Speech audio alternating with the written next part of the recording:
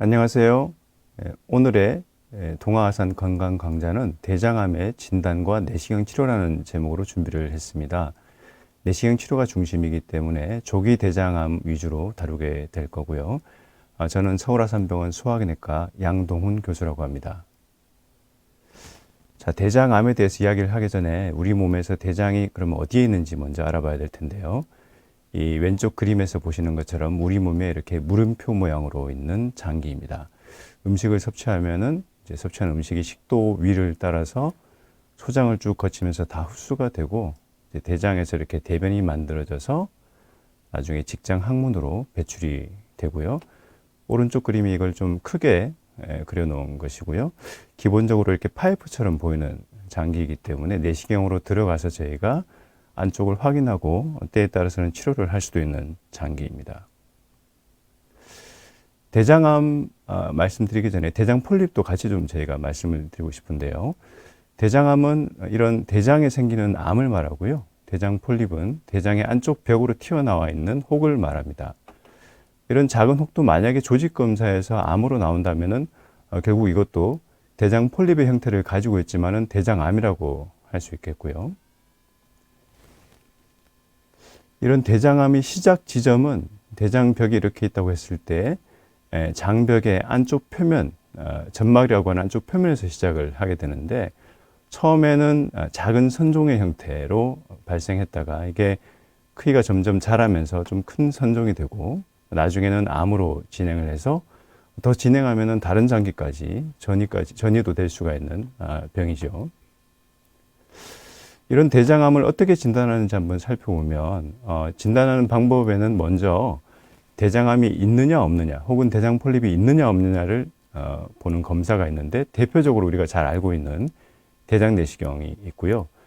그 다음에 이제 간접적으로 직접 장 안쪽을 들여다보진 못하지만은 엑스레이 영상이나 아니면 CT를 이용해서 간접적으로 들여다보는 대장 조영술이라는 검사가 있고 그리고 우리가 국가암검진 프로그램에 들어가 있기도 한 대변 자멸 검사는 대장암이 있나 없나를 알려주는 검사는 아니지만은 대장암이 있을 확률이 높으냐 낮으냐를 갖다가 알려줌으로써 대장 내시경이 필요한지 필요하지 않은지를 정할 수 있는 검사라고 할 수 있겠습니다.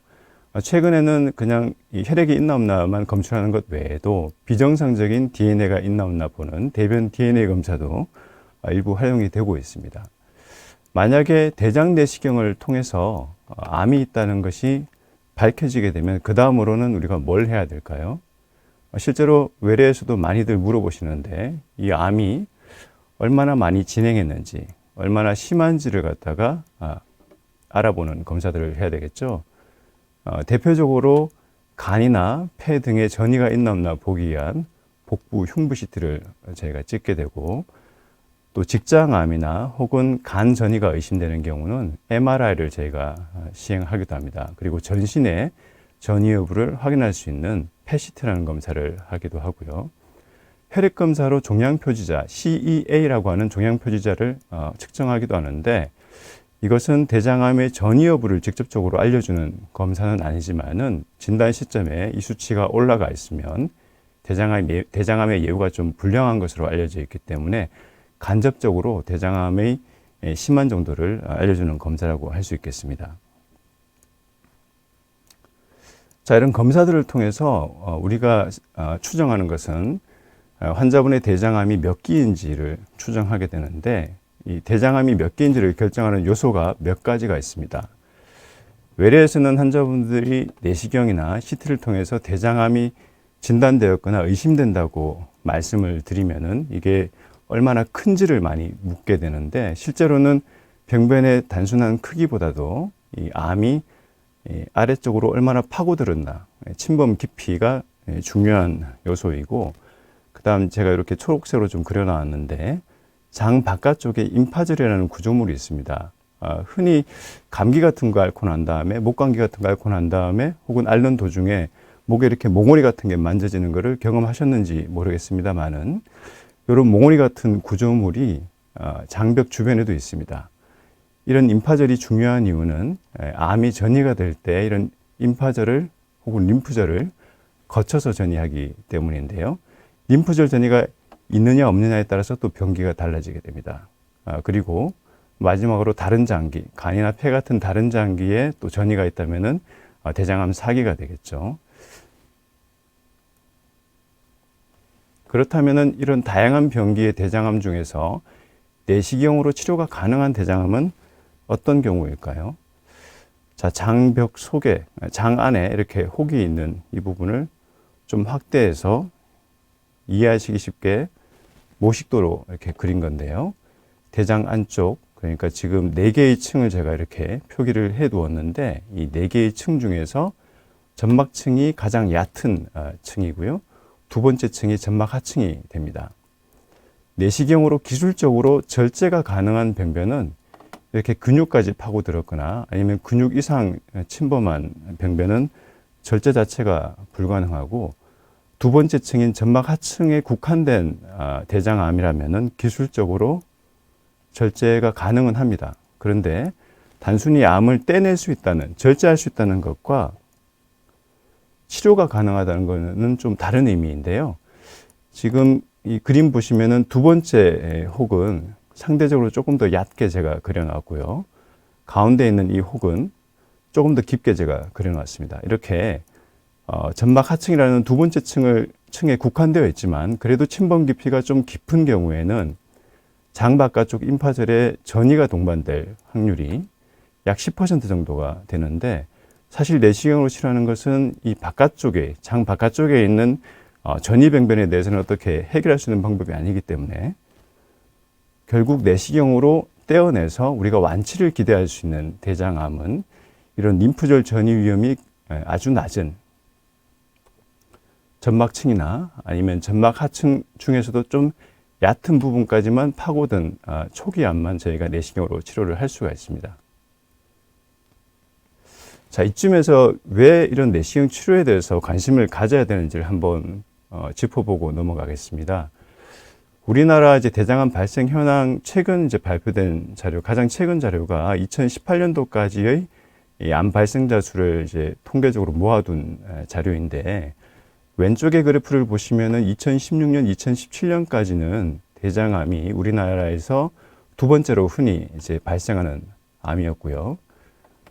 가장 최근 자료인 2018년 자료, 이 오른쪽 그래프에서 보라색 그래프에 해당이 되는데, 이제는 조금 바뀌었습니다. 대장암 발생률이 약간씩 줄어들어서 전체 암 환자 중에서는 대장암이 네 번째로 흔한 암으로 순위가 바뀌었습니다. 그럼에도 불구하고 조기 대장암, 내시경 치료의 대상이 되는 조기 대장암의 한 범주에 해당이 되는 상피내암, 이 그래프에서는 이제 짙은 보라색에 해당이 되는데요. 상피내암은 오히려 시간이 지날수록 점점 더 그 비율이 높아지고 있습니다. 대장암 검진이 활성화되면서 우리가 아주 초기에 발견하는 빈도가 많아지고 있다는 의미이고요. 그래서 이제 내시경으로 이런 조기 대장암을 치료하는데 의사들도 더 많은 관심을 가지고 있고, 또 환자분들도 주변에서 많이 이야기를 듣게 되실 것 같습니다. 자, 내시경으로 치료 가능한 대장암에 대해서 아까 제가 이렇게 그림으로 조금 보여드렸는데, 아주 단순하게 좀 이해하시기 쉽게 말씀드리면은 일단 암이 얕아야 되고 또 전이가 없어야지 됩니다. 그리고 지금 검사에서는 전이가 없는 것 같지만 앞으로도 전이 위험이 낮아야 될 텐데, 이해하시기 쉽게 말씀드리면 그냥 현미경으로 들여다봤을 때 뭔가 좀 얌전한 소견들이 보여야 된다는 뜻인데요. 이걸 다시 조금 더 전문적인 용어로 말씀드리면은 대장암 연기 대부분은 내시경으로 치료가 가능하고요. 아주 너무 크기가 커서 내시경으로는 도저히 떼낼 수 없는 경우에는 물론 수술이 필요하지만 대부분은 내시경으로 절제가 가능합니다. 그리고 1기, 아까 이제 대장의 얕은 층, 점막 하층 중에서도 또 좀 얕은 쪽에 국한된 대장암을 내시경으로 치료가 가능합니다. 그러면서 떼내었을 때 조직 검사에서 암의 여러 가지 형태학적인 소견이라든가 좀 특징이 재발 위험이 낮은 양호한 암 소견을 보이는 경우에 우리가 내시경으로 치료를 할 수가 있는데, 그러면 떼기 전에 우리가 이 암이 연기인지 1기인지 혹은 좀 더 진행한 2기인지 3기인지 어떻게 판단할까요?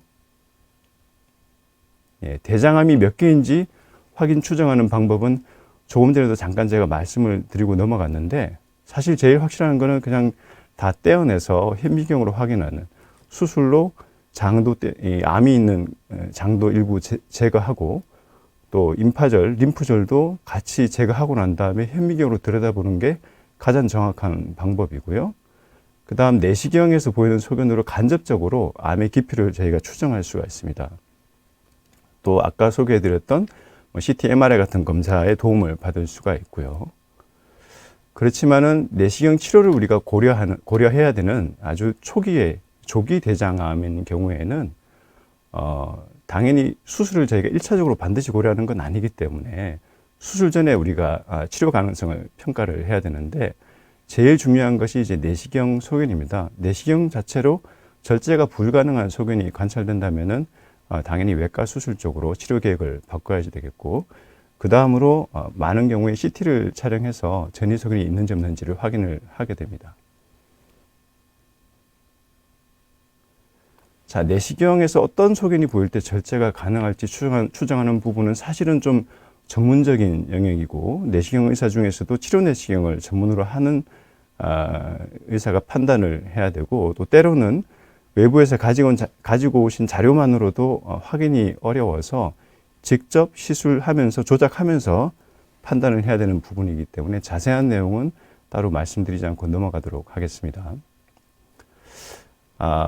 이 조기 대장암 혹은 좀 크기가 큰 폴립, 용종을 내시경으로 치료하는 방법이 크게 올가미로 절제하는 방법, 그리고 점막 절제술이라는 방법, 점막하 박리술이라는 방법, 이렇게 세 가지가 있는데 일부 좀 소개를 해드리면은, 올가미 절제술은 이렇게 목이 있는 용종 혹을 이런 올가미를 통해서 잡아서 전기를 이렇게 통과시켜서 절제하는 방법이고요.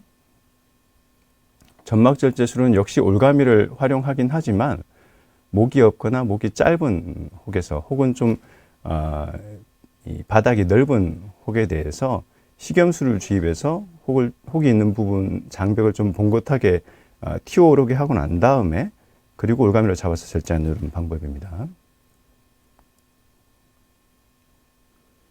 점막하 박리술은 상대적으로 좀 더 큰 혹, 큰 조기 대장암이나 큰 폴립에 대해서 올가미가 아니라 특수한 내시경용 칼을 이용해서 박리하는 방법인데요. 오른쪽에 영상을 보시면은 이렇게 넓은 한 3cm가 넘는 혹이 있는데, 점막하층이라는 그 장벽에 이 용액을 주입해서 혹을 좀 부풀립니다. 이렇게 부풀리고 난 다음에 이렇게 내시경용 칼을 이용해서 조심스럽게 이제 박리하는 과정을 밟게 됩니다. 그래서 환자분들한테는 저는 이제 외래에서 조금 이해하시기 쉽게 이렇게 죄송합니다. 환자분들한테는 제가 외래에서는 조금 이해하시기 쉽게 이렇게 넓은 혹이 있으면은 마치 회를 뜨듯이 얇게 박리하면서 전체 병변을 절제하는 방법이라고 설명을 드리기는 합니다. 이 점막하 박리술이라는 술기의 장점은 굉장히 넓은 혹들, 때로는 10cm가 넘는 혹들도 그 깊이가 깊지만 않다면은 절제할 수 있다는 장점이 있습니다. 그래서 크기가 크면서 전이 가능성이 낮으면서 또 암의 침범 깊이가 얕을 것으로 생각되는 병변에 대해서는 완전하게 조기 대장암을 절제하기 위해서 임상에서 많이 사용되고 있습니다. 그렇다면 이런 다양한 내시경 절제법 중에서 어떤 게 가장 좋을까요? 큰 거를 뗄 수 있다고 무조건 다 좋은 게 아닙니다. 넓게 깊게 절제하려면은 그에 따른 위험 부담을 감수해야 되기 때문에 결국에는 혹이 얼마나 크냐, 그리고 장벽에 이렇게 넓게 붙어 있는지 아니면 목이 이렇게 있어서 대롱대롱 달려 있는지, 이런 혹이 붙어 있는 양상, 또 예상되는 암의 깊이, 그 외에 각 절제법에 따른 장단점, 합병증의 위험도, 이런 것을 종합적으로 고려해서 내시경 의사가 판단을 하게 되고요. 그렇지만은 일단 이 발견된 폴립이 혹은 발견된 병변이 암으로 추정이 되거나 이미 확진이 된 경우라면은 가급적이면은 한 덩어리로 완전하게 절제를 해야지 재발 위험을 낮출 수 있겠죠. 물론 여러 가지 방법 중에서도 가장 안전한 방법을 선택을 해야 되겠고요. 그러면서 자, 이런 이 방법들 중에서도 올가미 절제법이나 점막 절제술은 보통은 2cm가 안 되는 작은 병변이면서 얕은 암에 대해서 저희가 시도를 사용을 하고요.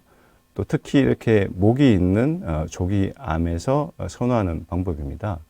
이 방법은 상대적으로 좀 간편한 방법이기도 하고 시술 시간도 짧다는 장점이 있습니다. 그렇지만은 이렇게 병변이 좀 이렇게 넓게 있거나 아니면은 조금 깊이 파고든 경우에는 올가미 절제법이나 점막 절제술이라는 방법으로는 떼어낼 수가 없어서 앞서 소개해드린 이렇게 넓은 병변을 회 뜨듯이 박리했던 점막하 박리술이라는 방법을 사용을 하고 있고, 큰 병변도 뗄 수 있고 조금 더 깊은 암도 제거할 수 있지만은 기술적으로 너무 어려운 측면이 있고, 그러다 보니까 시간도 좀 오래 걸립니다. 내시경으로 절제를 하더라도 때로는 1시간, 1시간 반 이렇게 시술 시간을 할애해야 되는 경우도 있고, 그러다 보니까 또 상대적으로 출혈이나 청공과 같은 합병증이 생길 위험도 높습니다. 내시경으로 절제하는 도중에 혹은 절제 직후에 피가 나는 경우가 드물지 않게 있는데, 그렇지만 대부분은 내시경으로 바로 지혈이 가능합니다. 아주 드물게 내시경으로 지혈이 불가능한 대량의 출혈이 있는 경우는 혈관 색전술이나 응급수술 같은 방법으로 치료를 하기도 합니다. 실제로 시술 중에 피가 나는 거는 저희가 이제 내시경 중에서 그대로 바로 지혈을 하면 되기 때문에 사실 문제가 되는 경우는 잘 없고요. 절제 후에 이제 귀가하고 난 다음에 혹은 병원에서 입원 관찰하는 도중에 피가 나는 경우가 종종 있고, 이런 경우를 지연출혈이라고 합니다.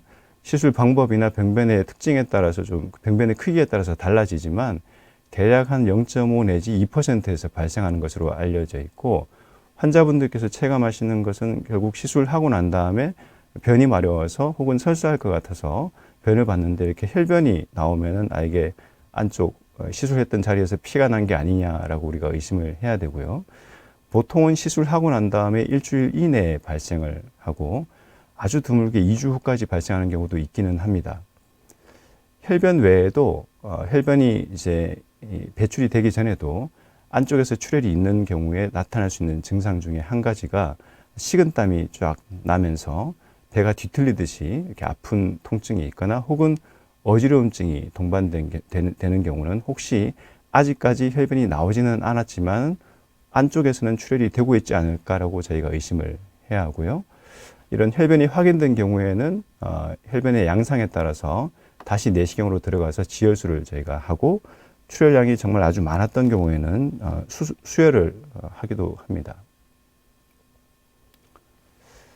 이제 출혈 외에도 천공에 대해서 많은 환자분들께서 염려를 하실 것 같은데, 대장에 큰 폴립이나 아니면은 조기 대장암을 절제하는 과정 혹은 절제 후에 천공이 생기는 빈도가 앞서 소개해드렸던 방법 중에서 올가미를 사용하는 두 가지 방법은 1% 미만으로 상대적으로 더 낮은 반면에, 좀 더 넓고 큰 병변을 절제했던 점막하 박리술이라는 방법은 2 내지 10%로 상대적으로 천공의 빈도가 높습니다. 그렇지만은 저희 병원 제 시술 성적을 쭉 한번 살펴보니까 이 점막하 박리술이 도입이 되고 그리고 점점점 좋은 장비들이 개발되고 사용이 됨에 따라서 시간이 지날수록 천공 발생 위험은 낮아지는 경향을 보이고 있고, 2014년 이후로는 천공 빈도는 저희는 한 2% 정도를 유지를 하고 있습니다. 물론 이 경우도 병변 자체의 난이도에 따라서 발생 위험이 달라지기는 합니다. 만약에 시술 중에 천공이 생겼다 하더라도 그래도 다행스러운 것은 대부분의 경우에는 수술 없이 이렇게 봉합용 클립을 이용해서 천공이 생긴 부위를 이렇게 잘 봉합하면은 대부분의 경우에는 수술 없이 해결이 가능하다는 점이고요. 그렇지만은 시술 중에 천공이 생긴 경우 이외에 아주 드물지만 1000에 1명 내지 1000에 4명 정도꼴로 지연천공, 시술이 다 끝나고 난 다음에 환자분께서 복통이나 발열을 호소해서 나중에 엑스레이나 CT에서 천공이 확인되는 경우가 있는데 이런 경우는 대부분 응급수술이 필요합니다. 사실 저희가 점막하 박리술이라는 방법으로 혹을 떼고 나면 꼭 점막하 박리술이 아니라도 다른 방법으로 혹, 조기 대장암을 떼고 나면은 절제면을 잘 관찰해서 천공이 있나 없나를 다 확인하고 나옵니다.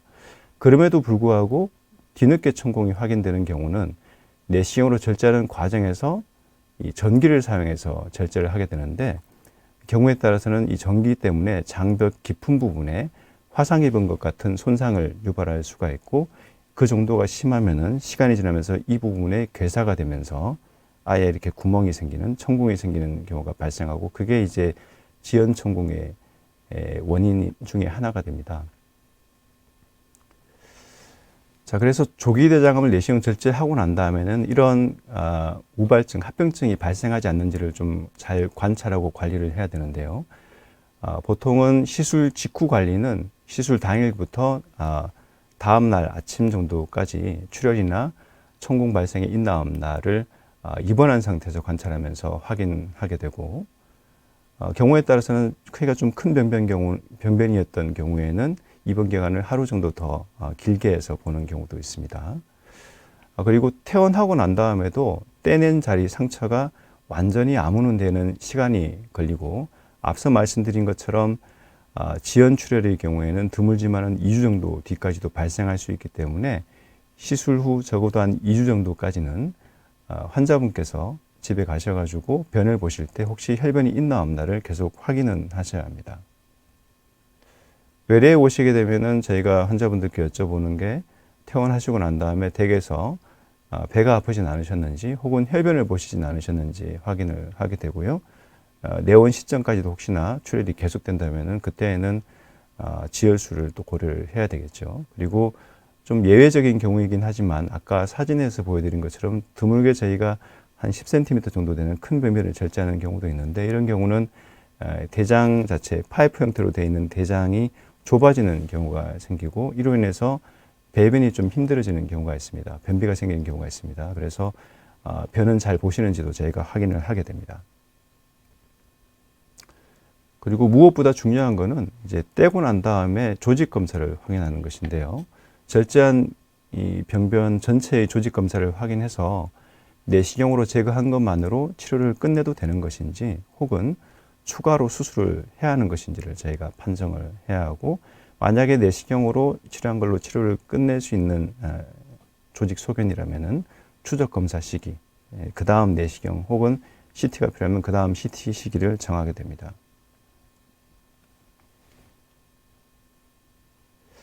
자, 절제한 검체의 조직 검사를 확인하는 게 중요한데 이 부분을 조금만 자세하게 말씀드리면은 내시경으로 떼기 전에 저희가 암이 깊은가 깊지 않은가를 추정은 하고 떼지만은 정확한 깊이는 결국 떼낸 검체를 현미경으로 보면서 측정을 해야 하고요. 또 이런 암의 깊이 외에도 절제되면서 같이 딸려져 나온 혈관 안에 혹시 암세포가 들어가 있다든지 이런 좀 안 좋은 소견, 얌전하지 않은 소견이 보이는 경우에도 바깥쪽 임파절에 전이가 될 위험이 높기 때문에 이런 경우는 추가적으로 수술을 저희가 권하고 있습니다. 내시경으로 뗐다 하더라도 장 바깥쪽에 있는 것을 저희가 해결을 못했을 위험이 높기 때문이죠. 자, 절제 후 조직 검사 결과가 매우 중요한데 일단 절제 전에는 저희가 결국에는 내시경을 보고서 어느 정도 추정을 할 수밖에 없습니다. 실제 환자분 사례인데요. 다른 병원에서 대장에 조기암이 있다고 해서 혹시 내시경 치료가 가능한지 의뢰가 되었고 일단 내시경으로 뗄 수 있는 정도의 크기 모양이어서 절제는 시도할 수 있다고 제가 말씀을 드리지만 그렇지만은 최종적인 조직 검사 결과는 확인을 해봐야 되기 때문에 또 이 경우에는 중심부에 좀 함몰이 있어서 이런 경우에는 조직 검사에서 이 부분에서 암이 있을 수가 있기 때문에 그 깊이가 깊은지 얕은지에 따라서 추가적으로 수술을 받을 수 있다고 말씀을 드립니다. 같은 환자 저희 병원에서 시술한 사진인데 내시경 점막하 박리술로 절제했고 다행히 암의 깊이가 얕은 암이었고 5년 동안 저희가 추적 관찰했을 때 재발이 없었습니다. 자, 조기 대장암, 이렇게 내시경으로 치료가 가능한 범주 내의 조기 대장암을 치료했을 때 재발 위험은 외과적인 수술로 치료했을 때하고 비교했을 때 크게 차이가 없고, 또 생존율 역시 크게 차이가 없었습니다. 저희 병원에서 2015년도에 이제 논문에 게재했던 데이터이고요. 또 그러면서 치료와 관련되어서 합병증이 생길 위험도는 수술에 비해서는 내시경 치료가 상대적으로 더 낮고, 또 입원 기간도 당연히 더 짧습니다. 이런 점에서 조기 대장암에서는 내시경 치료가 굉장히 효율적이면서 또 안전한 방법이 될 수 있다고 생각을 할 수 있는데, 그럼에도 불구하고 대장암이라는 전체 병을 봤을 때 외과 수술은 매우 중요한 역할을 차지하는데, 내시경 치료하고 수술이 이 대장암 1기 중에서 좀 얕은 암은 동일한 치료 성적이 있다고 저희 병원 데이터로 보여드렸는데, 그렇지만은 이런 얕은 암에서 조직 소견이 좀 나쁜, 얌전하지 않은 조직 소견을 보이는 경우에는 내시경으로 치료를 했더라도 추가로 저희가 수술을 권하고 있고, 또 1기 중에서 깊은 암, 그리고 2기, 3기인 경우에는 수술이 주된 치료가 되어야지 됩니다. 또 그 외에도 이 병 자체는, 암 자체는 얕은 암임에도 불구하고 암이 너무 크거나 혹은 암이 붙어 있는 바닥 부분이 아주 심한 흉터 변화, 섬유화 변화가 있어서 내시경용 칼로 떨어지지 않는 경우에는 내시경으로 절제 자체가 불가능하기 때문에 수술을 해야 하고, 앞서 여러 번 말씀드린 대로 조직 검사 결과가 양호하지 않아서 추가 수술이 필요한 경우도 외과 수술이 필요하고요. 또 드물지만은 수술이 필요한 합병증, 천공이 발생한 경우에도 수술을 받게 됩니다. 그리고 또 한 가지 고려해야 될 것은 대장암이 발생한 위치가 혹시 외과 수술을 받더라도 배변 기능에 큰 영향이 없는 위치라면은 환자분의 선호도에 따라서, 또 환자분의 전신 상태에 따라서 수술을 먼저 고려할 수도 있습니다. 자, 이 왼쪽 위의 사진을 보시면은 그렇게 크기가 크지 않은 그냥 용종처럼, 폴립처럼 보이는 병변이었는데, 절제를 하기 위해서 들어가서 안쪽을 조금 자세히 관찰했더니 이렇게 함몰이 있었고, 이러한 소견은 내시경 절제에 적합하지 않은 소견입니다. 위치가 이 항문에서 좀 떨어져 있는, 배변에 큰 영향을 주지 않는 위치였고, 내시경 절제는 불가능한 병변이었기 때문에 환자분께 수술적인 치료를 하는 게 좋겠다고 말씀을 드렸고, 처음 판단과 달리 그래서 이런 절제 불가능한 소견 때문에 수술을 실제로 시행을 했습니다. 외과 수술을 했더니만은 예상과 다르게 대장암 3기가 나왔습니다. 내시경으로는 완치를 기대할 수 없는 병기였고, 수술 후 항암 치료까지 시행을 하고 지금 완치된 상태입니다.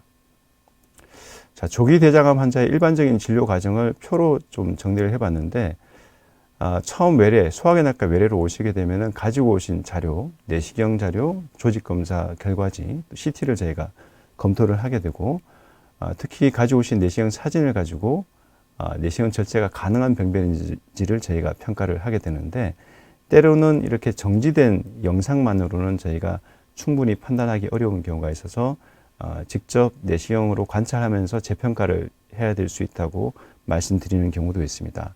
만약에 가지고 오신 자료만으로도 내시경 치료가 불가능하다고 판단이 되는 경우는 외과 수술이 필요하니까 대장 항문외과로 저희가 의뢰를 하게 되고요. 내시경 절제가 가능하거나 혹은 재평가가 필요하다고 판단되어서 입원하시게 되면은 시술 중 내시경 소견을 바탕으로 절제 가능성 여부를 판단하는데, 역시 조금 전 보여드렸던 사례처럼 내시경 치료가 부적합하다면은 외과로 저희가 다시 의뢰를 하게 되고, 만약에 내시경 치료가 적합하다면은 일단 절제를 하고 퇴원하셨다가 퇴원 후 외래에서 조직 검사 결과를 확인하고, 추가 수술이 필요하지 않으면은 저희가 추적 관찰을 하게 되고, 만약에 추가 수술이 필요하면 다시 외과로 의뢰하게 되는 과정을 밟게 됩니다. 다시 말해서 이런 이 조기 대장암이라 하더라도, 초기 암이라 하더라도 소화기내과와 외과의 아주 상호 협력이 굉장히 중요한데, 저희 병원이 그런 시스템이 굉장히 잘 갖춰져 있다고 저는 자신하는데요. 사례를 좀 보여드리겠습니다. 외부 병원에서 대장 내시경을 먼저 받았는데 대장암이 있다고 해서 수술을 받아야 한다고 해서 외과로 먼저 환자분께서 가셨고요. 외과 선생님께서 사진을 보니까 변변 크기가 그렇게 크지는 않아서 소화기내과에서 혹시 내시경으로 절제가 가능하다면은 별다른 합병증 없이 절제가 가능하다면은 더 효과적인 치료 그리고 효율적인 치료가 되겠다고 판단하셔서 소화기내과로 다시 환자분을 보내주셨습니다. 그래서 환자분께는 제가 외래에서는 내시경 절제는 가능할 것 같은데 약간 함몰이 또 있어서 조직검사 결과가 좋지 않으면 추가로 수술을 해야 될 수 있다고 말씀을 드렸는데 당시 외래에서는 바로 결정은 하지 못하시고 일단은 내시경으로 절제를 했다가 다시 수술을 또 받아야 되는 상황이 생길 수도 있다고 판단이 되면은 그러면은 그럴 바에는 바로 그냥 수술을 받겠다고 말씀을 하셔서 일단 입원하신 상태에서 저희가 다시 한번 상담을 했고요.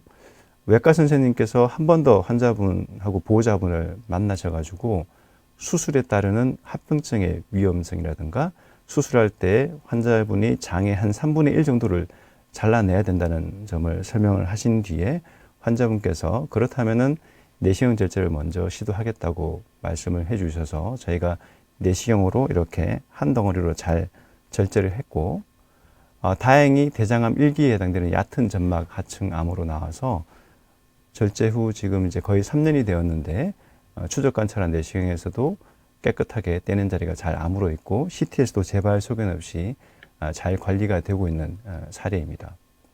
또 다른 사례를 하나 보여드리면 이번에는 반대로 소화기내과에서 외과의 도움을 요청한 경우인데 다른 병원에서 가지고 오신 사진에서 보이는 부분은 암이 아니거나 혹은 암이라 하더라도 아주 얕은 암에 해당되는 내시경 소견이었고 그래서 사실은 내시경으로 먼저 절제를 시도하기 위해서 제가 시술을 들어갔는데 혹이 워낙 크다 보니까 뒷부분이 외부 사진에 없었습니다. 이 뒷부분을 제가 절제 전에 관찰을 하다 보니까 이렇게 깊은 암에 해당되는 내시경 소견이 관찰되었습니다.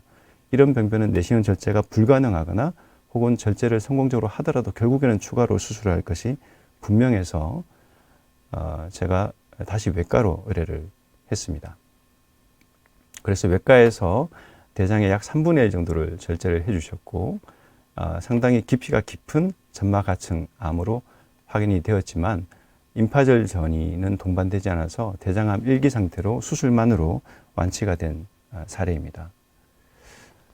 자, 오늘 조기 대장암의 치료에 대해서 주로 말씀을 드렸는데 조기 대장암의 치료는 이렇듯이 소화기내과 의사가 치료 자체를 담당하긴 하지만은 결정하는 과정이나 치료 후 추가 치료 필요성 여부 등의 문제로 인해서 대장 항문외과하고 긴밀한 관계를 가지면서 환자분께 저희가 치료를 제공해 드리고 있고 이런 판단을 하는데 내시경 소견이 가장 중요한 역할을 하긴 하지만 절제 후에 조직검사 결과를 정확하게 판정을 해주시는 저희 병원 변이과 선생님들과 또 영상의학과 선생님들이 보조적인 역할이 굉장히 치료계획을 수립하는데 중요한 도움이 되고 있습니다.